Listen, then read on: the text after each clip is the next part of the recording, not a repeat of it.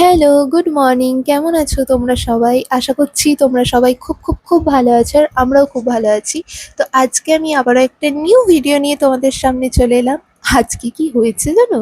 আজকে সোনামা আমাদেরকে ঘুম থেকে তুলেছে। অন্যদিন তো সোনামা ঘুমায় আমরা উঠে পড়ি। আজকে সোনামা ৬টার সময় উঠে পড়েছে। উঠে বসে আমাকে আর পাপাকে গায়ে হাত দিয়ে ডাকছে। পাপা, মাম্মাম, এত আদো আদো গলায় ডাকছিল, না উঠে পারি?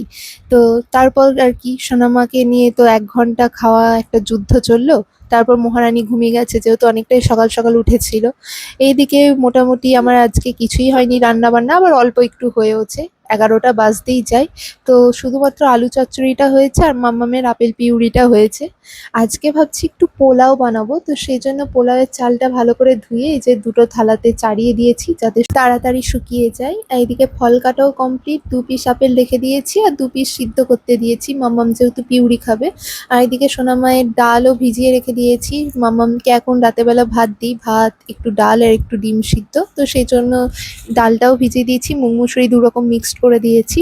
আর পোলাও যেহেতু হচ্ছে অবভিয়াসলি মাংস তো হবেই। তো মাংসর জন্য সমস্ত যা সরঞ্জাম লাগে সেগুলোও মোটামুটি জোগাড়জান্তি হয়ে গেছে, কেটেও ফেলেছি। আর মামামের জন্য অল্প একটু ভাত করেছি। আর এদিকে মাংসটাও ধোয়া কমপ্লিট হয়ে গেছে। মানে টুকিটাকি সমস্ত কাজ আর কি কিছুটা হলেও এগিয়ে রেখেছি, এখনো অনেক কাজ বাকি। এদিকে এখন আটা মাখতে চলে এসেছি, আটা মাখছি আর একবার করে সোনামাকে দেখে যাচ্ছি। কারণ ওইদিকে যেহেতু প্রেসারে আপেলটা সিদ্ধ হচ্ছে, একটা সিটি বাজলেই তো এখন সোনামা ঘুম থেকে উঠে পড়বে। তো সেই জন্য ভয়ে একবার করে দেখছি, একবার করে রুটি করছি। তো এই হয় আর কি। আজকের বিছানাটা তোলা হয়নি যেহেতু সোনামা অনেকটা সকালে উঠেছিল, তারপর থেকেই ওর পেছনে পড়েছিলাম, তারপর ঘুমিয়েও গেছে। তো ভাবলাম ও একেবারে ঘুম থেকে উঠুক, তারপর বিছানাটা তোলা যাবে। আর এই নিয়ে আমার অত হেডেকও নেই, কারণ আজকে ওর পাপা অফিস যায়নি, মানে বাড়ি থেকে করছে। তো ওই তুলে দেবে। যেদিন ও অফিস যায় সেদিন আমি করি। মানে বলতে হয় না, ও দেখি নিজেই করে দেয়। আমরা দুজনে মিলেমিশে করি, এটা বেশ আমার কাছে খুব ভালো লাগে। আর রুটি করতে আজকে একটা কথা মনে পড়ছে, মানে যেই মেয়েটা আগে রুটি করলে টেরে বেঁকে যেত, মোটা হতো, ঠিক মতো ভাবে সেঁকতে পারতাম না, ভয় খেতাম যে যদি ছাঁকা লেগে যায়, সেই মেয়েটা আজকে কত সুন্দর অনায়াসে রুটি করতে পারে। না, কোনো গর্ব করে নয়, মানে নিজের প্রতি নিজেরই ভালোবাসা জন্মাচ্ছে। তো যাই হোক, এদিকে মামামের আপেল পিউরি হয়ে গেছে, এরপর প্রেসারে ডালটাও বসিয়ে দিয়েছি। সোনা মাম্মাম ঘুম থেকে উঠে পড়েছে, পাপার কোলে চলে গেছে দেখো। আর এদিকে টিফিনও এখন খেতে বসে পড়েছি। আর এই যে উনি এখন একটু মজা করছেন আমার সাথে। তো টিফিন খাওয়া কমপ্লিট। এখন আমি চলে এসেছি পোলাওয়ের চালটা ম্যারিনেট করতে। তো চালগুলো ঢেলে ফেলছি, একদম শুকিয়ে গেছে যেহেতু অনেকটা সকালে চালগুলো ধুয়ে ভালো করে চাড়িয়ে দিয়েছিলাম। এরপর চালের মধ্যে দিয়ে নিচ্ছি অল্প পরিমাণে একটুখানি ঘি, একটু নুন, একটু হলুদ গুঁড়ো, একটু আদা পেস্ট আর গোটা গরম মশলা গুঁড়ো। এই সবকটা একসঙ্গে ভালো করে ম্যারিনেট করে আধা ঘন্টা মতো চাপা দিয়ে রেখে দেবো। তারপর আমি তোমাদের সামনে আসছি। এবার হ্যাঁ, তোমরা অনেকেই কমেন্টস করবে যে এইটুকু ঘি দিচ্ছ, ঘি তো নাই দিতে পারো, কি দরকার ঘি দেওয়ার। এরম আগের দিন মাংস রান্নায় অনেকেই তোমরা কমেন্টস করেছো এইটুকু তেল দেওয়ারই কি দরকার, জল দিয়ে রান্না করবে। দেখো, একটা সত্যি কথা বলতে কি, তেল মশলা যত কম খাবে তত কিন্তু আমাদের শরীরের পক্ষেই ভালো। এবার হ্যাঁ, আমি আগেও একটা কথা বলি, এখনো বলি, যে দেখো সবারকার মুখের স্বাদ রুচি সমান না, যে যেমন সে সেরকমভাবে রান্না করে। কিন্তু তেল মশলা যত কম খাবে সবারই শরীরের পক্ষে ভালো। আর এখন তো মানুষের শরীরে রোগ বেশি, তাই না? প্রত্যেকটা ডাক্তারই বলে যে কম তেল মশলায় খেতে। তো যাই হোক, আমি এর চেয়ে আর বেশি কিছু বলতে চাই না, কারণ বললেই আবার তোমরা উল্টোটাই ভাববে যে লেকচার দিচ্ছে। তো এদিকে পোলাওয়ের জন্য আমি কড়াইয়ে একটুখানি ঘি দিয়ে কাজু কিশমিশটা ভেজে নিচ্ছি। আর এদিকে মাংসটা করে ফেলেছি, মানে হচ্ছে কড়াইয়ে। তারপর কড়াইয়ে আবার অল্প একটুখানি ঘি দিয়ে তেজপাতা, গোটা গরম মশলা দিয়ে এই চালটা এখন দিয়ে নেবো, পোলাওয়ের চালটা। তো পোলাওয়ের চালটা দিয়ে নেওয়ার পর তার মধ্যে একটুখানি পরিমাণ মতো নুন আর একটুখানি চিনি দেবো। যেহেতু আমি চালে নুন দিয়েছি তো সেই জন্য অল্প একটুখানি নুন দেবো। আর দিয়ে নেবো হচ্ছে কাঁচা লঙ্কা চিড়ে। তারপর যেটা মেন হচ্ছে গরম জল। আমি যখন প্রথমবার পোলাও করতাম, মানে করেছিলাম, তখন ঠান্ডা জল দিয়েছিলাম, তো সেই জন্য পোলাওটা লেগে গিয়েছিল বড্ড। ওটা আমার ভুল হয়েছিল। তারপর আমাকে দিদি বলেছিল যে গরম জল দিবি। তো যেই বাটিটায় আর কি পোলাওয়ের চালটা মেখেছিলাম সেই বাটিটাতেই মাপ দিয়ে ২ বার গরম জল দিয়েছি।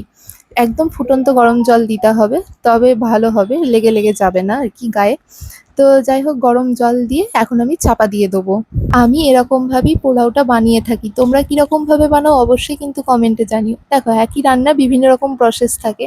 আমি যেমন মাংসটা আগের দিন যেরমভাবে রান্না করেছিলাম তোমাদের সাথে শেয়ার করেছিলাম। এবার অনেকেই মাংস অনেক রকমভাবে রান্না করে, কেউ কেউ আগে থেকে ম্যারিনেট করে রেখে দেয়, কেউ আবার একসঙ্গে দিয়ে দেয়। তো এই আর কি, ওইদিকে পোলাও আর মাংসটা হতে থাকা এইদিকে আমি কিছু বাসন মেজেছিলাম, তো সেগুলোই ধুয়ে ভালো করে মুছে রেখে দিচ্ছি এখন। আর একটা কথা কি বলতো, মানে সকালবেলা ঘুম থেকে উঠে যদি স্নানটা করা কমপ্লিট হয়ে যায় না, মনে হয় অনেক কাজ এগিয়ে গেছে।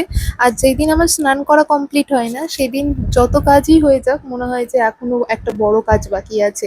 আমার মতো কার কার এরকম মনে হয় কমেন্টে জানিও তো। এই দেখো, তোমাদের সঙ্গে বকবক করতে করতে এদিকে আমার পোলাও রান্না হয়ে গেছে, একটা দারুণ সুন্দর স্মেল বেরোচ্ছে, যেহেতু গোবিন্দভোগ চালে করেছি। তো যাই হোক, আর কিচ্ছু দেবো না এর মধ্যে, এর উপরে অনেকে ঘি ছড়িয়ে দেয়, বাট আমি কোনো রকম ঘি কিচ্ছু দেবো না। তো এই হচ্ছে ফাইনাল লুক, কিরকম লাগছে জানিও। মোটামুটি ভাবে আজকের মতো সমস্ত কাজ কমপ্লিট হয়েই এসেছে বলতে গেলে। মামামের ডিম সিদ্ধও হয়ে গেছে, এখন লাস্ট ফিনিশিং চলছে। লাস্ট ফিনিশিং বলতে এই যে মামামের ফ্লাস্কে গরম জল বসিয়েছি, ফুটলে তারপর ফ্লাস্কে পুরবো, তারপর মামামের বোতল ফোটাবো। তো এটা একটা বড় কাজ। এটা সাধারণত আমি সন্ধ্যেবেলাতেই করতাম, কিন্তু এখন আর সন্ধ্যেবেলার জন্য বসে থাকতে ইচ্ছে যায় না, মনে হয় যতটা কাজ আর কি এগিয়ে রাখা যায় তো দুপুরবেলার মধ্যেই কমপ্লিট করে ফেলি। তারপর সন্ধ্যাবেলাতেও কাজ থাকে, কাজ থাকে না এমন নয়, ভাত রান্না হয়, খাবারগুলো সমস্ত গরম করি, তারপর সন্ধ্যেবেলা কিছু খেতে ইচ্ছে গেলে সেটা করি, মামামের সন্ধ্যেবেলা খাবার করি। তো যাই হোক, এর মাঝে মামামকে স্নান করিয়েছি, ঘরের অবস্থা এখন এরকম দেখে কেমন একটা হচ্ছিল, তো সেই জন্য সমস্ত কিছু কমপ্লিট করে এখন ঘরটাকে একটু ঝাঁট দিয়ে নিচ্ছি। আমি ঝাঁট দিতে দিতে ওইদিকে বড়মশাই বিছানাটাও তুলে ফেলেছে। ব্যাস, এতক্ষণে ঘরটাকে একটু ঘর মনে হচ্ছে, নাহলে তো একটু আগে পুরো একটা চিড়িয়াখানা লাগছিল। বাচ্চা থাকলে তো একটু একটু হবেই, কি আর করা যাবে। সবাই বলে যে মাংস কম তেল দিয়ে রান্না করি, খেতে ভালো হবে না, কালার। দেখো, আমরা তো কালার মানে শুকনো লঙ্কা দিই না, আর কাশ্মীরি লঙ্কাও দিই না, ওই জন্য হয়তো কালারটা ঠিক আসে না। তেল তো ঠিকই আছে। হ্যাঁ, আমরা কম তেলেই খাই। এর বেশি তেল দিলে আবার ইউএসএ থেকে যদি বোম বোম ফেলে বাড়িতে। সবাই কমেন্ট করছে জল দিয়ে রান্না করবে। ভাই, দেখছিস তো তেলের জন্য চারদিকে ঝামেলা হচ্ছে, হুম। Venezuela, Iran. আমাদের তো বাড়িতে এয়ার ডিফেন্স সিস্টেম নেই। বলো, আমাদের সবার খাওয়া হয়ে গেছে, এখন ঘুমো ঘুমো করব। বাঙালিদের দুপুরবেলা খেয়ে দিয়ে একটা ভাত ঘুম না দিলে একদমই হয় না, বাট আমার এখন সব দিন হয় না, তোমাদের আগেও শেয়ার করেছি। তো আজকে মনে হচ্ছে ঠাকুরের কৃপায় ঘুমটা একটু হবে। আর সন্ধ্যেবেলা তো সেরকম কাজ নেই, মোটামুটি সবই মানে যতটা পেরেছি কমপ্লিট করে ফেলেছি। সন্ধ্যেবেলা শুধু ভাতটা করব, আর মাম্মামের সন্ধ্যেবেলা কিছু যদি সুজি খাই একটু করব। তো এই আর কি কাজ, আর তরকারিগুলো গরম করব। মাম্মাম, হাই বলে দাও। হাই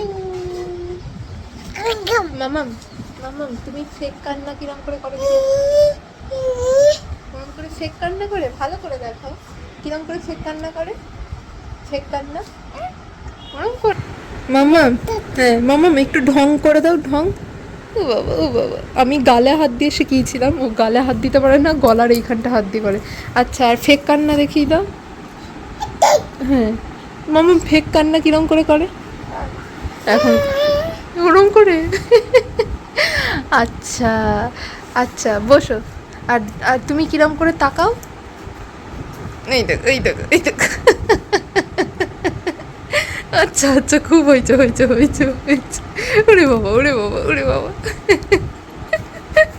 আর আর মুচকে হাসি দিয়ে দাও, মুচকি হাসি।